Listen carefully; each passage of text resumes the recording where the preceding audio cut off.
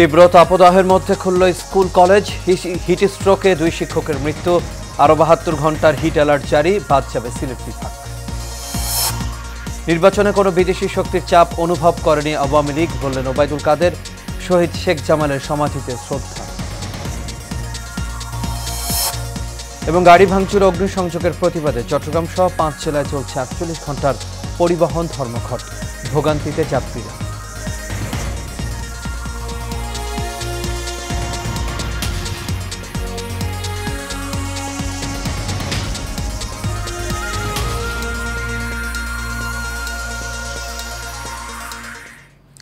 সবাইকে স্বাগত এশিয়া নিউজে। দর্শক, পুরো সংবাদ জুড়ে আপনাদের সঙ্গে আছি আমি আনোয়ার রাজ। এতক্ষণ শুনছিলেন বিআরবি কেবল ইন্ডাস্ট্রিজ লিমিটেড সংবাদ শিরোনাম। এবার চলে যাচ্ছি পুরো খবরে। দেশে চলছে তীব্র তাপপ্রবাহ। এর মাঝে আবারও হিট স্ট্রোকের হিট অ্যালার্টের মেয়াদ আরও 3 দিন বাড়িয়েছে আবহাওয়া অফিস। সংস্থাটির মতে পুরো এপ্রিল মাস জুড়ে তাপপ্রবাহ কমার কোনো সম্ভাবনা নেই। এইচ মিতুর রিপোর্টে দেখুন বিস্তারিত। রাজধানী ঢাকা সহ দেশের বিভিন্ন স্থানে মাঝারি থেকে তীব্র তাপপ্রবাহ চলছে। এ পরিস্থিতিতে আরও 72 ঘন্টার হিট অ্যালার্ট জারি করেছে আবহাওয়া অধিদপ্তর। আবার 72 ঘন্টার জন্য তাপপ্রবাহ সতর্কবার্তা জারি করছে। এক প্রেস ব্রিফিংয়ে আবহাওয়াবিদ হাফিজুর রহমান জানান, আগামী 3 দিন এই তাপপ্রবাহ অব্যাহত থাকতে পারে। আগামী 72 ঘন্টা এটা অব্যাহত থাকবে। 72 ঘন্টা পরে তাপমাত্রাটা কিছুটা প্রশমিত হবে এবং এ সময় প্রশমিত হলে তাপপ্রবাহ যে পুরোপুরি চলে যাবে এরকম না। এখন যে তীব্র বা অতি তীব্র তাপপ্রবাহ আছে, সেই তাপপ্রবাহ তীব্রতাটা কমে আসবে। তিনি জানান, বাতাসে জলীয় বাষ্প বেশি থাকার কারণে অস্বস্তি ভাব বিরাজমান থাকবে। চুয়াডাঙ্গাতে রেকর্ড করা হয়েছে 42.7 ডিগ্রি এবং ঢাকায় রেকর্ড করা হয়েছে গতকালে 37.4 ডিগ্রি। আমি বলছি 37.4 ডিগ্রি ঢাকার তাপমাত্রা, কিন্তু একজন মানুষ হয়তো ফিল করছে তার চাইতে বেশি, হয়তো 40 বা 41 ডিগ্রি তাপমাত্রা ফিল করছে। যশোরে দেখা 45-46 ডিগ্রি ফিল করছে। এটা আসলে নির্ভর করছে বাতাসে জলীয় বাষ্পের পরিমাণটা কীরকম আছে। জলীয় বাষ্পের আধিক্য যত বেশি হবে তার ফিল্ড টেম্পারেচারটা তত বেশি হবে, যদি কম থাকলে সেটা কম হবে। তবে সিলেট বিভাগকে এই হিট অ্যালার্ট থেকে বাদ রাখা হয়েছে বলে জানায় আবহাওয়া office. H Mitu, Asian television, Dhaka. তীব্র তাপপ্রবাহের মধ্যেই খুলেছে দেশের সব শিক্ষা প্রতিষ্ঠান। সময়সূচিতে কিছুটা পরিবর্তন এনে খুলে দেওয়া হয়েছে প্রাথমিক বিদ্যালয়। প্রাইমারিতে সকালের শিফটের ক্লাস শুরু হয়েছে সকাল 8টা থেকে 9:30 পর্যন্ত এবং দ্বিতীয় শিফট ক্লাস নেওয়া হয় 10:45 থেকে 11:30 পর্যন্ত। তবে বন্ধ রয়েছে প্রাক প্রাথমিক। মাধ্যমিক বিদ্যালয়, কলেজ, মাদ্রাসা ও কারিগরি শিক্ষা প্রতিষ্ঠানে যথারীতি ক্লাস নেওয়া হয়েছে। তবে কিছু সতর্কতামূলক ব্যবস্থা নেওয়া হয়েছে শিক্ষা প্রতিষ্ঠান খোলার ক্ষেত্রে। ঈদের ছুটি শেষে স্কুল কলেজ খোলার কথা ছিল গত 21 এপ্রিল, কিন্তু তীব্র তাপপ্রবাহের কারণে ছুটি বাড়ানো হয় 27 এপ্রিল পর্যন্ত।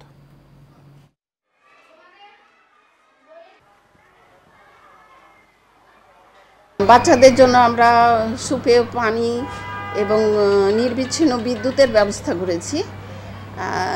অভিভাবকরা সচেতন, আমাদের সঙ্গে যোগাযোগ রক্ষা করেছে। আমরা আমাদের ঊর্ধ্বতন কর্তৃপক্ষের সঙ্গে যোগাযোগ করে ক্লাস রুটিনের একটা সংক্ষিপ্ত ক্লাস রুটিনের ব্যবস্থা করেছি। যথেষ্ট সাড়া পেয়েছি, উপস্থিতিও ভালো আছে।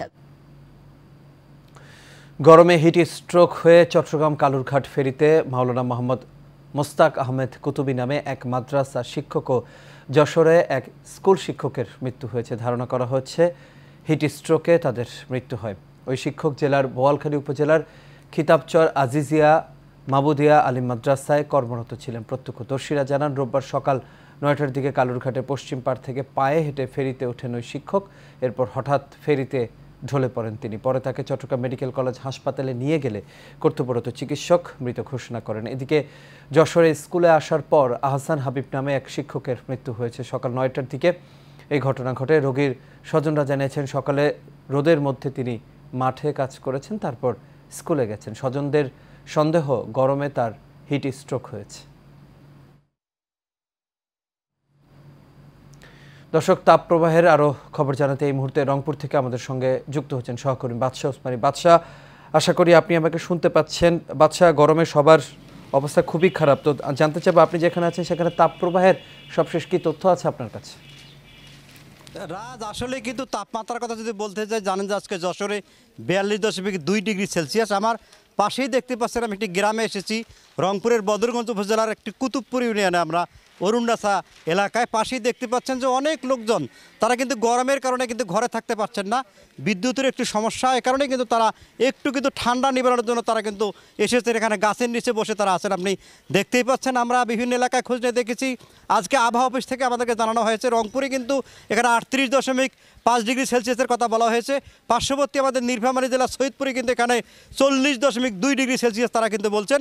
এভাবেই কিন্তু প্রতিদিন যেভাবে আবহাওয়ার কিন্তু তারতম্য এখানে কিন্তু যেভাবে আমরা দেখতে পাচ্ছি যে আবহাওয়া বৃদ্ধি পাচ্ছে, যেভাবে গরম বৃদ্ধি পাচ্ছে, সেক্ষেত্রে কিন্তু খেটে খাওয়া মানুষ তারা বিবেকে পড়েছেন। এখানে অনেক লোকজন রয়েছেন গ্রামে, তারা আমাদেরকে জানিয়েছেন তাদের যে ইরি বড় চাষ চলছে এখন আপনারা জানেন, এখানে কিন্তু ইরি ধান বের হচ্ছে, কিন্তু পানির অভাবে এখানে যে ধানগুলো কিন্তু নষ্টের উপক্রম। এখানে আমরা যমুনেশ্বরী নদীর পাশে এখানে আমরা এসেছি, নদী দিয়ে পানি না থাকার কারণে এই নদী থেকে সেচ দিয়ে যে আবাদগুলো হতো, এখানে ভুট্টা ধান থেকে শুরু করে রবি শস্যগুলো কিন্তু নষ্ট হয়ে যাচ্ছে গরমের কারণে। প্রচণ্ড রোদের তাপে কিন্তু শুকিয়ে যাচ্ছে এই আবাদগুলো। যারা কৃষক মানুষ তারা বলছেন যেভাবে আবহাওয়া অফিস থেকে বারবার বলা হচ্ছে, যদিও আজকে আমাদেরকে এখানে তাপমাত্রার বিষয়ে বলা হয়েছে যে আরও গরম থাকবে 72 ঘন্টা, এখানে কিন্তু তাপ প্রবাহের কারণে জনজীবন আরও অতিষ্ঠ হবে, এমনটি কথা তারা কিন্তু আমাদেরকে জানিয়েছেন। তারপরে কিন্তু আবহাওয়া অফিস থেকে বারবার যে কথা বলা হচ্ছে, আমরা যেভাবে দেখছি সেক্ষেত্রে মানুষের সাথে কথা বলে যেটা দেখেছি, কিন্তু সেক্ষেত্রে কিন্তু আরও অবস্থা খারাপের দিকে যাচ্ছে। এমনটি আবহাওয়া অফিস বলার পরেও কিন্তু সাধারণ মানুষ তারা বাঁচার জন্য তারা একটু ঠান্ডায় আসছেন, তারা একটু গাছের নিচে, তারা একটু এখানে তারা শীতল বাতাসের জন্য কিন্তু বাইরে বেরোচ্ছেন। আরও একটি বিষয় বলে রাখি যে আমরা গ্রাম অঞ্চলগুলোতে বারবার যেটা আমরা ঘুরে যেটা দেখেছি এবং গ্রামের লোকজন তারা যারা বলেছে যে এখানে এই খেটে খাওয়া মানুষগুলো বিশেষ করে তারা এখানে যেহেতু অনেক বাড়িতে যেহেতু এখানে ফ্যানের ব্যবস্থা থাকে না, যদি বিদ্যুৎ সমস্যা করে, কিন্তু গরমের কারণে তারা বলছেন যে এখানে কিন্তু এই বিশেষ করে এই গরমের কারণে কিন্তু তারা এই খেটে খাওয়া মানুষগুলো একটু বাতাস উষ্ণতার জন্য যদি বাইরে আসার পরে কিন্তু প্রচণ্ড রোদের যে গরমটা আসে বাতাসের কারণে কিন্তু যে গরম, এই গরমের কিন্তু শেষ মুহূর্তে কিন্তু তারা একটু শেষ উষ্ণ নেওয়ার জন্য যেভাবে আসেন, তারপরে রোদের গরমের কারণে তারা কিন্তু ব্যবসা ঘেমে যাচ্ছেন, খালি গায়ে বসে তারা একটু ঠান্ডার পরশ নেওয়ার জন্য রয়েছেন। রাজ। জি বাদশাহ, আপনাকে অসংখ্য ধন্যবাদ। দর্শক, রংপুর থেকে যুক্ত হয়েছেন সহকর্মী বাদশাহ ওসমানী। চলে যাচ্ছি পরবর্তী খবরে। জাতির পিতা বঙ্গবন্ধু শেখ মুজিবুর রহমানের দ্বিতীয় পুত্র শহীদ বীর মুক্তিযোদ্ধা শেখ জামালের ৭১তম জন্মদিন আজ। ১৯৫৪ সালের আজকের এদিন গোপালগঞ্জ জেলার টুঙ্গিপাড়ায় জন্মগ্রহণ করেন তিনি। দিবসটি উপলক্ষে বনানীতে তার সমাধিতে শ্রদ্ধা নিবেদন করে আওয়ামী লীগ। শ্রদ্ধা নিবেদন শেষে আওয়ামী লীগের সাধারণ সম্পাদক ওবায়দুল কাদের বলেন, বঙ্গবন্ধুর পরিবারকে নিশ্চিহ্ন করতে ৭৫-এর 15ই আগস্ট হত্যাকাণ্ড চালানো হয়। এছাড়া ওবায়দুল কাদের আরও বলেন, পাকিস্তান বাংলাদেশের উন্নয়ন দেখতে পায় কিন্তু বিএনপি উন্নয়ন দেখতে পায় না, এতে তাদের লজ্জা পাওয়া উচিত। বিস্তারিত নূর মোহাম্মদ ভূঁইয়ার রিপোর্ট। জাতির পিতা বঙ্গবন্ধু শেখ মুজিবুর রহমানের দ্বিতীয় পুত্র সেনাবাহিনীর চৌকস অফিসার মুক্তিযোদ্ধা লেফটেন্যান্ট শহীদ শেখ জামালের ৭১তম জন্মবার্ষিকী আজ। মুক্তিযোদ্ধা শহীদ শেখ জামাল ১৯৫৪ সালের আজকের এই দিনে গোপালগঞ্জ জেলার টুঙ্গিপাড়ায় জন্মগ্রহণ করেন। Sheikh Jamal Dhaka residential model college থেকে মাধ্যমিক এবং ঢাকা কলেজ থেকে উচ্চ মাধ্যমিক পাশ করেন। তিনি ছিলেন সাংস্কৃতিক প্রেমী এবং একজন ক্রীড়াবিদ। দিবসটি উপলক্ষে রাজধানীর বনানীস্থ শহীদ শেখ জামালের সমাধিতে প্রথমে প্রধানমন্ত্রীর পক্ষ থেকে শ্রদ্ধা জানান আওয়ামী লীগ সাধারণ সম্পাদক ওবায়দুল কাদের। পরে আবারও দলের কেন্দ্রীয় নেতাদের সাথে নিয়ে শ্রদ্ধা জানান তিনি। শ্রদ্ধা নিবেদন শেষে গণমাধ্যমের মুখোমুখি হয়ে শহীদ শেখ জামালের প্রতি স্মৃতিচারণ করেন আওয়ামী লীগ সাধারণ সম্পাদক। খুব মেধাবী এবং সাহসী সন্তান। তিনি কমিশন হয়েছিলেন সেনাবাহিনীর লেফটেন্যান্ট হিসেবে। আজকে এইসব গুণের কথা, পরিচয়ের কথা আমাদের অনেকেরই অজানা রয়ে গেছে। সাংবাদিকদের প্রশ্নের জবাবে তিনি অভিযোগ করেন, পাকিস্তান বাংলাদেশের উন্নয়ন দেখতে পায় কিন্তু বিএনপি উন্নয়ন দেখতে পায় না। পাকিস্তানের সঙ্গে তো প্রীতি তাদের, বন্ধুত্ব তাদের। সেই পাকিস্তানও আজ বাংলাদেশের উন্নয়ন দেখতে পায়। একসময় বোঝা ভাবত, এখন লজ্জিত হচ্ছে পাকিস্তানের প্রধানমন্ত্রী। এতে রিজভিদেরই লজ্জা পাওয়া উচিত। শেখ জামালের সমাধিতে শ্রদ্ধা জানান যুবলীগ, ছাত্রলীগ, স্বেচ্ছাসেবক লীগ, মহিলা আওয়ামী লীগ সহ অন্যান্য নেতৃবৃন্দরা। নূর মোহাম্মদ ভূঁইয়া, এশিয়ান টেলিভিশন, ঢাকা। ফরিদপুরে দুই সহোদর হাফেজকে পিটিয়ে হত্যার ঘটনায় জড়িতদের স্থানীয় প্রশাসন শনাক্ত করেছে এবং অচিরেই তাদের গ্রেপ্তার করা হবে বলে জানিয়েছেন র্যাবের রিগেল অ্যান্ড মিডিয়া উইংয়ের নবনিযুক্ত পরিচালক কমান্ডার আরাফাত ইসলাম। রোববার কারওয়ান বাজারে র্যাব মিডিয়া সেন্টারে আয়োজিত পরিচয় পর্ব ও মতবিনিময় সভায় সাংবাদিকদের এক প্রশ্নের জবাবে এই কথা বলেন তিনি। সাইফুল ইসলাম নয়নের রিপোর্টে দেখুন বিস্তারিত। র্যাবের আইন ও গণমাধ্যম শাখার প্রধান হিসাবে যোগ দেওয়ার পর রবিবার গণমাধ্যম কর্মীদের সাথে প্রথমবারের মতো মতবিনিময় করেন কমান্ডার আরাফাত ইসলাম। তবে আপনাকে একটা কথা বলি, এ সময় তিনি বলেন, অতীতের মতোই সন্ত্রাস, মাদক, কিশোর গ্যাং নিয়ন্ত্রণকে গুরুত্ব দিয়ে কাজ করবে র্যাব। ফরিদপুরের দুই সহোদর হাফেজকে হত্যার ঘটনায় যাদের শনাক্ত করা হয়েছে অচিরেই তাদেরকে গ্রেফতার করা হবে বলেও জানান তিনি। মাদকের ব্যাপারে আমাদের জিরো টলারেন্স এবং কিশোর গ্যাংয়ের ব্যাপারে আমাদের রাষ্ট্রের সর্বোচ্চ মহল থেকে আমরা আদেশ পেয়েছি এবং আমরা কাজ করে যাচ্ছি। আপনারা দেখেছেন আমরা প্রচুর কিশোর গ্যাংয়ের প্রচুর সদস্যকে আমরা ইতিমধ্যেই গ্রেফতার করেছি, আইনের হাতে আমরা তুলে দিয়েছি এবং এই তৎপরতা, আমাদের এই আইনশৃঙ্খলা রক্ষাকারী বাহিনীর এই তৎপরতা আপনারা আগের চাইতে অনেক বেগবান দেখেছেন। সো এটি চলমান থাকবে এবং যে কোনো চাঞ্চল্যকর তথ্য নিয়ে র্যাবের গোয়েন্দা বিভাগ মনিটরিং করে জানিয়ে তিনি বলেন, র্যাব অপরাধ নিয়ন্ত্রণে প্রয়োজনে অন্য বাহিনীর সহযোগিতা নিয়েও কাজ করে থাকে। ঘটনা যেটা চাঞ্চল্যের সৃষ্টি করে, যেটা র্যাবের আওতাধীন গোচরীভূত হয়, আমরা সবসময় নিজেদের থেকে আমরা চেষ্টা করি এবং অন্যান্য আইন শৃঙ্খলা রক্ষাকারী যে বাহিনী আছে সেই বাহিনীকেও সহায়তা করার সর্বাত্মক চেষ্টা আমাদের থাকে। অপরাধীকে গ্রেফতার, অপরাধ শনাক্তকরণ এবং চূড়ান্তভাবে তাকে আইনের হাতে সোপর্দ করার জন্য আমরা সবসময় তৎপর থাকি। গণমাধ্যম কর্মীদের সাথে নিয়ে আগামী দিনে অপরাধ নিয়ন্ত্রণে গুরুত্বপূর্ণ ভূমিকা রাখে র্যাব, এমন আশাবাদের কথাও জানান সংস্থাটির নতুন মুখপাত্র। আমার পূর্বতন সকলের প্রতি আমি গভীর শ্রদ্ধা রাখছি। তারা যেই লিগেসি রেখে গেছেন আমি সেই লিগেসিকেই বহন করব এবং আমাদের আগামী কার্যক্রমকে আরও বেগবান করব, এটাই আমার সবচেয়ে বড় চাওয়া। সাইফুল ইসলাম নয়ন, এশিয়ান টেলিভিশন, ঢাকা। বান্দরবানের রুমা উপজেলার দুর্গম বাকলাইপাড়া এলাকায় সেনাবাহিনীর অভিযানে কুকিচিন ন্যাশনাল ফ্রন্টের দুই সশস্ত্র সন্ত্রাসী গুলিবিদ্ধ হয়ে নিহত হয়েছেন। এ সময় 3টি আগ্নেয়াস্ত্র, বিপুল পরিমাণ গোলা বারুদ, ওয়াকিটকি ও অন্যান্য সরঞ্জাম উদ্ধার করেছে সেনাবাহিনী। দুপুরে আন্তঃবাহিনী জনসংযোগ পরিদপ্তরের এক বার্তা এই তথ্য নিশ্চিত করেছে। আইএসপিআর জানায়, বান্দরবানের রুমা উপজেলার দুর্গম বাকলাইপাড়া এলাকায় সেনাবাহিনীর অভিযানে কেএনএফের 2জন সশস্ত্র সন্ত্রাসী গুলিবিদ্ধ হয়ে নিহত হয়েছে। এর আগে আজ সকালে গুলিবিদ্ধ 2টি মরদেহ জঙ্গলে পড়ে থাকতে দেখে পুলিশকে খবর দেয় স্থানীয়রা। চট্টগ্রাম প্রকৌশল ও প্রযুক্তি বিশ্ববিদ্যালয়ের 2 শিক্ষার্থী নিহতের ঘটনায় গাড়ি ভাঙচুর ও অগ্নিসংযোগের প্রতিবাদে চট্টগ্রাম সহ 5 জেলায় 48 ঘণ্টা ধর্মঘট চলছে। ভোর 6টা থেকে শুরু হওয়া এই ধর্মঘট চলবে মঙ্গলবার ভোর 6টা পর্যন্ত। শনিবার চট্টগ্রাম আন্তজেলা মালিক সমিতি কার্যালয়ে গণপরিবহন মালিক শ্রমিক ঐক্য পরিষদের জরুরি সভায় এই কর্মসূচির ডাক দেয় বৃহত্তর চট্টগ্রাম গণপরিবহন মালিক শ্রমিক ঐক্য পরিষদ। সভার সিদ্ধান্ত অনুযায়ী রোববার ভোর 6টা থেকে মঙ্গলবার ভোর 6টা পর্যন্ত চট্টগ্রাম জেলা ও মহানগর, কক্সবাজার এবং 3 পার্বত্য জেলায় বাস, মিনিবাস, হিউম্যান হলার, অটোরিকশা ও অটো টেম্পো চলাচল বন্ধ থাকবে। এই সময় গণপরিবহন মালিক শ্রমিক ঐক্য পরিষদের নেতারা উপস্থিত ছিলেন। পরিবহন ধর্মঘটে চরম ভোগান্তিতে পড়েছেন সাধারণ যাত্রীরা।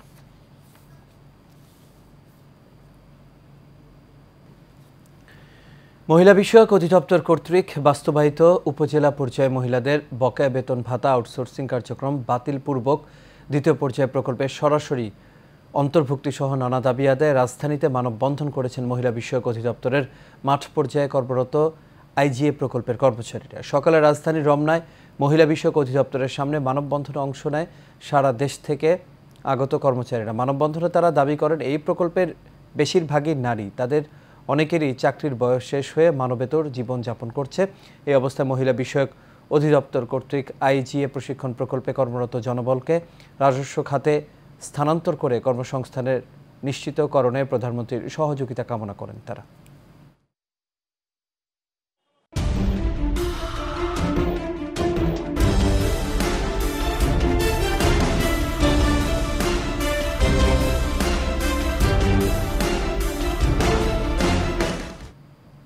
সারা বাংলার খবর। দেশের 8টি জেলার 19টি ইউনিয়ন পরিষদে নির্বাচন অনুষ্ঠিত হচ্ছে আজ। সকাল 8টা থেকে শুরু হওয়া ভোট গ্রহণ বিরতিহীনভাবে চলবে বিকেল 4টা পর্যন্ত। এর আগে নির্বাচন কমিশনের নির্বাচন ব্যবস্থাপনা শাখার উপসচিব মোহাম্মদ আতিয়া রহমান জানিয়েছিলেন, নির্বাচনের সব প্রস্তুতি সম্পন্ন হয়েছে। নির্বাচন পর্যবেক্ষণের জন্য নির্বাচন কমিশন একটি মনিটরিং সেল গঠন করেছে। এই সেল নির্বাচন ভবন থেকে ভোট গ্রহণ পর্যবেক্ষণ করছে। বিভিন্ন আইনশৃঙ্খলা রক্ষাকারী বাহিনী ও মন্ত্রণালয়ের কর্মকর্তাদের নিয়ে সেলটি গঠিত হয়েছে। 2022 সালে 7 ধাপে 4,500 ইউপির ভোট গ্রহণ সম্পন্ন করে নির্বাচন কমিশন। মেয়াদোত্তীর্ণ হওয়া সাপেক্ষে বাকি ইউপির ভোট হচ্ছে সময়ে সময়ে। উপজেলা নির্বাচনে তৃতীয় লিঙ্গের এক প্রার্থীর মনোনয়ন বাতিল করেছে জেলা রিটার্নিং কর্মকর্তা। জেন্ডার জটিলতার কারণে এই সিদ্ধান্ত। তবে নাছোড়বান্দা ওই প্রার্থী নির্বাচন অফিসে আপিল করেছেন। প্রার্থিতা ফেরত পেতে প্রয়োজনে যেতে চান উচ্চ আদালতে। ঘটনাটি ঘটেছে সাভারে। বিস্তারিত দেয়ানিমনের রিপোর্টে। মহিলা ভাইস চেয়ারম্যান পদে প্রতিদ্বন্দ্বিতা করতে চাচ্ছিলাম। মিষ্টি চৌধুরী চলাফেরা আর কথাবার্তায় বোঝার উপায় নেই তিনি একজন তৃতীয় লিঙ্গের মানুষ। সাভার উপজেলা নির্বাচনে তিনি এবার মহিলা ভাইস চেয়ারম্যান পদপ্রার্থী। জমা দিয়েছিলেন মনোনয়নও, তবে রিটার্নিং কর্মকর্তা সেই মনোনয়নকে অযোগ্য হিসেবে ঘোষণা করেন। কারণ হিসেবে উল্লেখ করেন জেন্ডার জটিলতা। যদি আমাদের নারীদের সাথে নির্বাচনের প্রতিদ্বন্দ্বিতা করতে না দেওয়া হয় তাহলে আমাদের জন্য আলাদা একটা আসন খুলে দিই। প্রার্থিতা ফিরে পেতে নির্বাচন কমিশন বরাবর আপিল করেছেন মিষ্টি চৌধুরী। প্রতিকার না পেলে যাবেন উচ্চ আদালত পর্যন্ত। আমার আপিল শুনানি যদি তারা বহাল রাখে, তাদের আদেশ বহাল রাখে, আমি পরবর্তীতে উচ্চ আদালতে যাব এবং আমি আশা করি মহামান্য উচ্চ আদালত, মহামান্য হাইকোর্ট আমার প্রার্থিতা ফিরিয়ে দিবে। আমার কথা চিন্তা করে, আমার কথা বিবেচনা করে বা আমাদের জাতির কথা চিন্তা করে। এদিকে রিটার্নিং কর্মকর্তা বলছেন, উপজেলা নির্বাচন বিধিমালা 2016 অনুযায়ী মহিলা ভাইস চেয়ারম্যান পদে নির্বাচন করতে হলে তাকে মহিলাই হতে হবে। মিষ্টি চৌধুরী যেহেতু আবেদনে তৃতীয় লিঙ্গ হিসেবে উল্লেখ করেছেন, তাই তার প্রার্থিতা রিটার্নিং কর্মকর্তা বাতিল করেছেন। তবে জেলা প্রশাসক বরাবর আপিল করার সুযোগ রয়েছে তার। যেহেতু তিনি তার আবেদনে মহিলা হিসেবে উল্লেখ করেনি, তিনি তৃতীয় লিঙ্গের ব্যক্তি হিসেবে উল্লেখ করেছেন, সেজন্য আমাদের রিটার্নিং অফিসার সেটা বাতিল ঘোষণা করেছেন। পরবর্তীতে তিনি যদি সে আদেশের বিরুদ্ধে আপিল করতে চান, তিনি রিটার্নিং অফিসার আদেশের বিরুদ্ধে জেলা প্রশাসকের নিকট আপিল করতে পারবেন। জেলা প্রশাসক তার আপিলের সিদ্ধান্ত জানিয়ে দেবেন। দেওয়ানিমন, Asian television, Savar.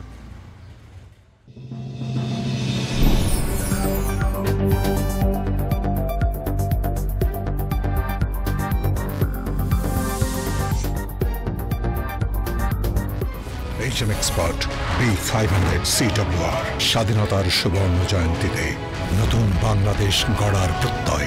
HM Steel B500 CWR।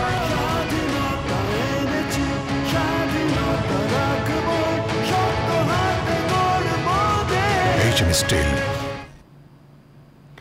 এবার HM Steel চট্টগ্রাম সংবাদ। চট্টগ্রামের রাঙ্গুনিয়ায় 8 নম্বর সরবভাটা ইউনিয়নের 2 নম্বর ওয়ার্ডে সরকারি খাল দখলের অভিযোগ উঠেছে স্থানীয় প্রভাবশালীদের বিরুদ্ধে। খালের বিভিন্ন অংশে আকার পরিবর্তন করে মাটি ভরাট করে অবৈধ স্থাপনা ও বাড়ি নির্মাণ করায় বর্ষা মৌসুমে খালের স্বাভাবিক পানি প্রবাহের রাস্তা বন্ধ হয়ে বেড়ে যায় জনদুর্ভোগ।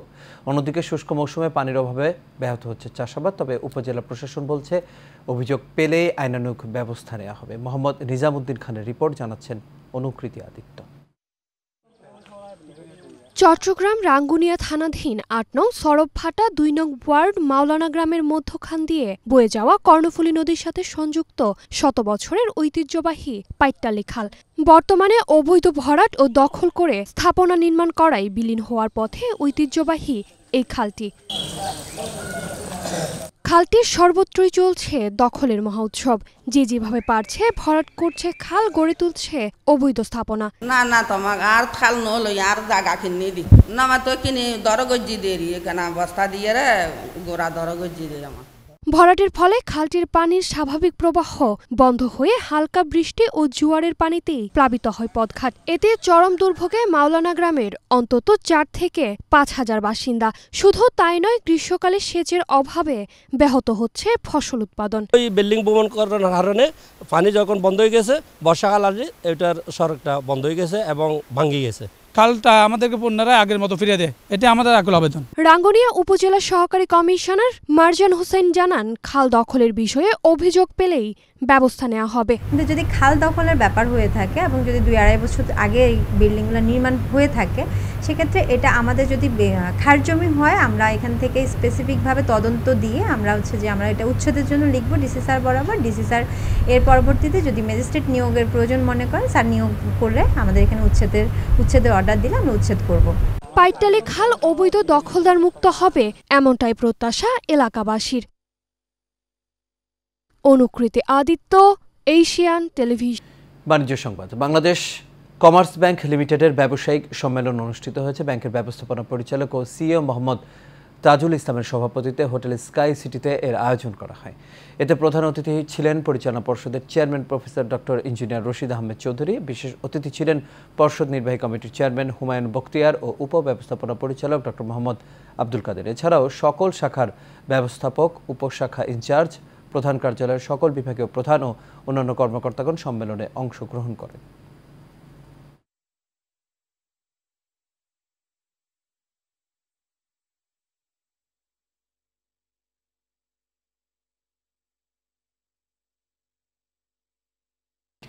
দর্শক, সংবাদ শেষ করবে এসএসসি পরীক্ষার্থীর টেলিস্কোপ আবিষ্কারের খবর দিয়ে।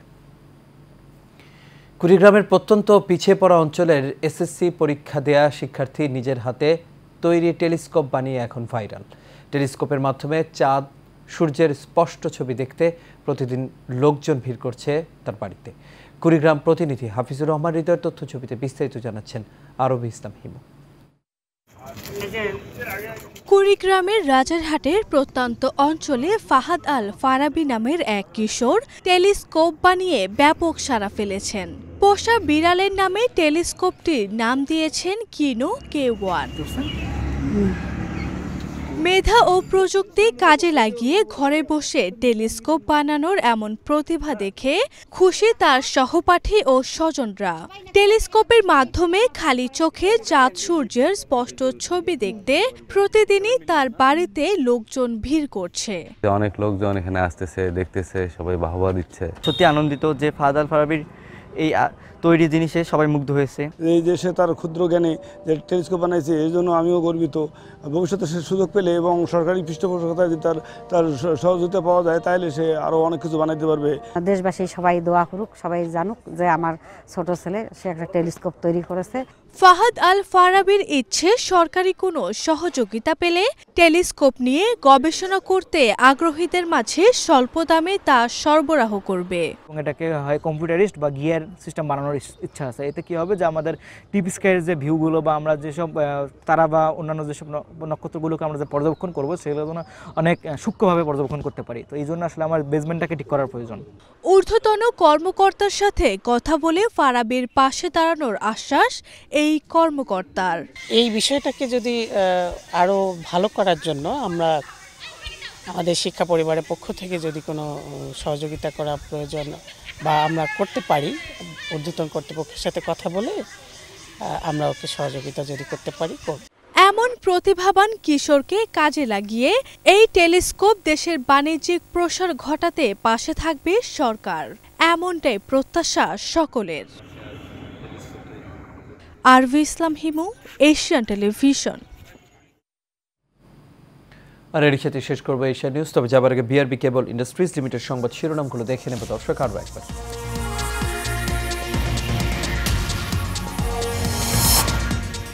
তীব্র তাপদাহের মধ্যে খুলল স্কুল কলেজ, হিট স্ট্রোকে 2 শিক্ষকের মৃত্যু। আরও 72 ঘন্টার হিট অ্যালার্ট জারি, বাদ যাবে সিলেট বিভাগ। নির্বাচনে কোনো বিদেশি শক্তির চাপ অনুভব করেনি আওয়ামী লীগ, বললেন ওবায়দুল কাদের। শহীদ শেখ জামালের সমাধিতে শ্রদ্ধা। এবং গাড়ি ভাঙচুর ও অগ্নিসংযোগের প্রতিবাদে চট্টগ্রাম সহ 5 জেলায় চলছে 48 ঘন্টা পরিবহন ধর্মঘট, ভোগান্তিতে যাত্রীরা। দর্শক, এই ছিল আমাদের এখনকার আয়োজনে। আমাদের পরবর্তী সংবাদ দেখার আমন্ত্রণ রইল। এতক্ষণ সাথে থাকার জন্য সবাইকে ধন্যবাদ।